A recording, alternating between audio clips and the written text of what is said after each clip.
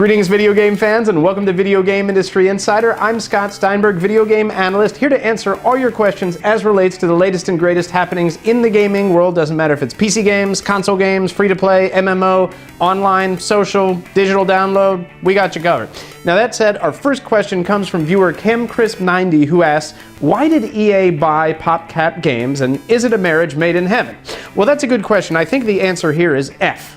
And I say F because F is for future-proofing. Now, what Electronic Arts is trying to do, they've not been shy about this in their purchases of Chilingo or their purchases of Playfish. The fact that they've been moving into online product Facebook games is essentially that they're trying to reestablish themselves as a digital entertainment company. Now, EA traditionally had big success in the retail space, brands like Need for Speed, The Sims, Madden NFL, big blockbuster games for PC, PlayStation 3, Xbox 360, mostly aimed at hardcore gaming audiences, and their specialty obviously is in retail distribution.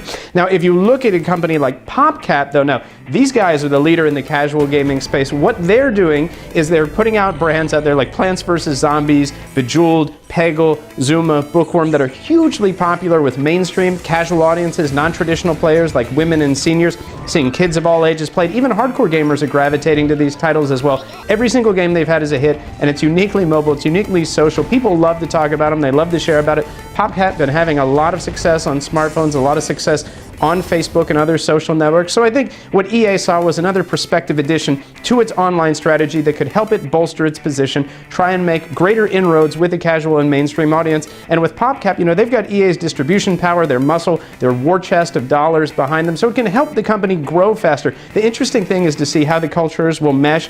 EA, obviously very corporate, they've been doing this a very long time, powerhouse of traditional retail publishing. And then you have PopCap, these kind of scamps of the industry who've been off on their own in Seattle and have actually produced nothing but hits and pretty much have the same id philosophy of when it's done, it's done.